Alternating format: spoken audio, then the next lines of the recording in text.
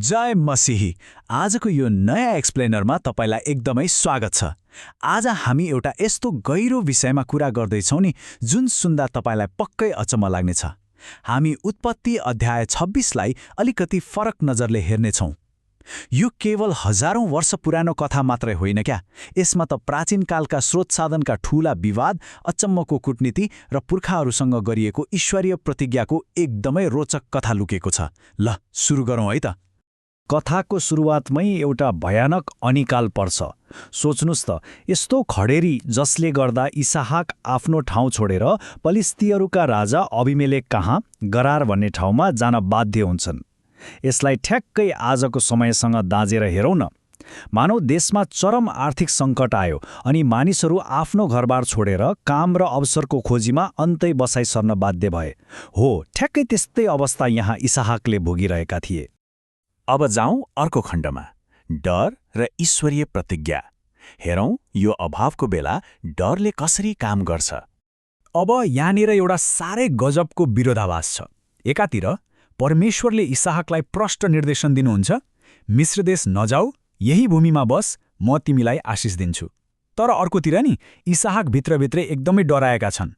आफ्नो ज्यान बचाउन उनले एउटा उपाय निकाल्छन्। आफ्नी अत्यन्तै सुन्दरी पत्नी रिबेकालाई सबै सामु बहिनी भनेर चिनाउने। अलिकति अचम्म लाग्छ नि, तर यो ठ्याक्कै त्यही गल्ती थियो जुन उनका पिता अब्राहमले वर्षौं अघि गरेका थिए। डरले मान्छेलाई कस्तो कस्तो काम गर्न लगाउँछ हैन त। तर झुट धेरै दिन कहाँ टिक्छ र। एक दिन राजा अभिमेलेकले झ्यालबाट हेर्दा सत्य कुरा थाहा पाइहाल्छन्। अब यहाँनिर इसहाकले ठूलो सजाय पाउनुपर्ने जस्तो लाग्न सक्छ। तर अचम्मको कुरा, राजाले त्यसो गर्दैनन्। बरु उनले एउटा कडा सुरक्षा आदेश पो जारी गर्छन्, जसले उनीहरूलाई हानि पुर्याउँछ त्यो मारिनेछ भनेर। यसरी एउटा ठूलो विपत्तिलाई राजाले आफ्नो चलाखीपूर्ण र कूटनीतिक निर्णयले शान्तिमा परिणत गरिदिन्छन्। अब पालो समृद्धि र ईर्ष्याको कुरा गर्ने। अचानक पाएको सफलताले कसरी समस्या निम्त्याउँछ त। यो 100को सङ्ख्या नि एकदमै महत्त्वपूर्ण छ है। इसहाकले त्यही वर्ष बाली रोप्छन् र 100 गुणा बढी उब्जनी पाउँछन्। परमप्रभुको आशिषले उनी रातारात यति धेरै धनी भए कि कुरा गरी साध्य छैन। भेडा बाख्रा, गाईबस्तु, नोकर चाकर सबै कुरा वात्तै बढ्यो। अनि त्यसपछि के हुन्छ त, त्यहाँका स्थानीय पलिस्तीहरूलाई सहिसक्नु भएन। इसहाकको यो असम्मको प्रगति देखेर उनीहरू डाहाले भुतुक्कै भए। त्यो डाहाले एउटा एकदमै खराब रूप लियो। पलिस्तीहरूले के गरे थाहा छ? अब्राहमको पालामा खनिएका सबै इनारहरू माटोले पुरिदिए। त्यो जमानामा इनार पुर्नु भनेको सानोतिनो कुरा थिएन नि। यो त सिधा सिधा आर्थिक तोडफोड र ठूलो आक्रमण थियो। यसलाई आजको समयमा बुझ्ने हो भने नि, सोच्नुस् त, कसैले कुनै ठूलो सहरको बिजुलीको लाइनै काटिदियो वा खानेपानीको मेन पाइपमै भत्काइदियो भने के हुन्छ। हो, यो त्यस्तै आक्रमण कदम थियो। उनीहरू जसरी पनि इसहाकलाई त्यहाँबाट लखेट्न चाहन्थे। अन्ततः पानी र स्रोत साधनको यो झगडा यति बढ्यो कि राजा अबिमेलेक आफैले इसहाकलाई बोलाएर भने, हाम्रो बीचबाट जा, किनकि त हामीभन्दा धेरै शक्तिशाली भएको छस्। सुन्नुभयो त, एउटा राजाले अर्को देशबाट आएको मान्छेलाई यसो भन्नु भनेको शक्तिको सन्तुलन पुरै परिवर्तन हुनु हो। इसहाकको बढ्दो शक्तिबाट राजा आफै झस्किएका थिए। अब हेरौँ यो विवाद कसरी सर्दै जान्छ। इसहाक त्यहाँबाट निस्केर गरारको बेसीमा बस्न थाल्छन्। उनले फेरि इनार खन्न सुरु गर्छन्। पहिलो इनार खन्दा ठूलो झगडा पर्छ, त्यसको नाम राख्छन् एसेक।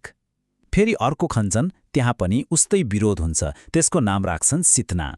तर इसहाक हरेस खाँदैनन्, निरन्तर खनिरहन्छन् र अन्ततः तेस्रो इनार फेला पार्छन् जसमा कुनै झगडा पर्दैन। यसको नाम उनी रहोबोत अर्थात् फराकिलो स्थान राख्छन्। अनि बल्ल बेर्सेबा पुगेर उनले शान्तिको सास फेर्छन्।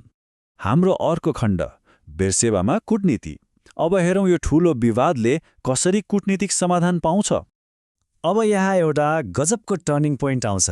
हिजो भर्खरै यहाँबाट जा भन्ने राजा अभिमेलेकलाई अचानक महसुस हुन्छ कि इसहाकको यो सफलताको पछाडि पक्कै पनि ईश्वरीय हात छ। त्यसपछि उनी आफ्ना सल्लाहकार र सेनापति लिएर सुट्टुक इसहाकलाई भेट्न आउँछन्। उनीहरू भन्छन्, हामीले स्पष्टै देख्यौँ कि परमप्रभु तपाईँको साथमा हुनुहुन्छ। आउनुहोस्, हामी सम्झौता गरौँ। साँच्चै भन्नुपर्दा यो एउटा पर्फेक्ट कूटनीतिक चाल थियो। र उनीहरूले यो शान्ति सम्झौतालाई एकदमै व्यवस्थित तरिकाले पक्का गरे। अबिमेलेकले कहिल्यै आक्रमण नगर्ने प्रस्ताव राखे, इसाहकले त्यसको खुसियालीमा ठूलो भोज दिए र भोलिपल्ट बिहानै दुवै पक्षले कसम खाए। आजको कर्पोरेट दुनियाँमा दुई ठूला कम्पनीले नन कम्पिट एग्रिमेन्ट गर्छन् नि, वा दुई छिमेकीले वकिल राखेर जग्गाको सिमाना मिलाउँछन्, हो यो ठ्याक्कै त्यस्तै थियो, अत्यन्तै प्रोफेसनल र कूटनीतिक। र यो घटनाले त्यो सहरलाई एउटा नयाँ पहिचान दियो। ठ्याक्कै त्यही दिन इसाहकका नोकरहरूले नयाँ इनारमा पानी भेटेको खबर ल्याउँछन्। इसाहकले त्यो इनारको नाम शिबा राख्छन्। त्यसैले त्यो ठाउँको नाम बेर्शेबा रहन गयो, जसको अर्थ हुन्छ शपथको इनार वा साथ। आज पनि यो सहर एउटा यस्तो ठाउँको रूपमा चिनिन्छ जहाँ एउटा ठूलो द्वन्द्वलाई शान्तिपूर्ण रूपमा समाधान गरिएको थियो। अन्त्यमा व्यावहारिक ज्ञान निकाल्दै यो हजारौं वर्ष पुरानो कथाबाट आज हामी के सिक्न सक्छौं त? यसबाट हामीले हाम्रो दैनिक जीवनमा लागू गर्न सकिने 3वटा एकदमै दमदार कुरा सिक्न सक्छौं। पहिलो, अनावश्यक र विषाक्त विवादबाट पछि हट्नुहोस्, जसरी इसहाक आशेक र सित्नाबाट हटेका थिए। दोस्रो, जतिसुकै विरोध किन नहोस्, आफ्नो महत्त्वपूर्ण काम र लक्ष्यमा लागिरहनुहोस्, इनार खन्न नछोड्नुहोस्। र तेस्रो, आफ्ना विरोधीहरूसँग पनि स्पष्ट सिमाना तोक्नुहोस् र शान्ति कायम गर्न औपचारिक रूपमै सम्झौता गर्नुहोस्। यी कुराहरू तपाईँको अफिसमा होस् या व्यक्तिगत सम्बन्धमा आज पनि उत्तिकै काम लाग्छन्। त्यसैले जाँदा जाँदै यो एउटा प्रश्नमा विचार गर्नुहोस् है। आजको यो प्रतिस्पर्धात्मक दुनियाँमा जहाँ स्रोत साधन सीमित छन्, के हामी सानातिना कुरामा झगडा बढाएर बस्ने, कि इसाकले जस्तै सबैको भलाइ हुने नयाँ ठाउँ खोजेर शान्तिलाई अगाडि बढाउने? यो पक्कै पनि सोच्नुपर्ने कुरा हो। ल आजको लागि यति नै। यो प्रस्तुति हेरिदिनु भएकोमा धेरै धेरै धन्यवाद।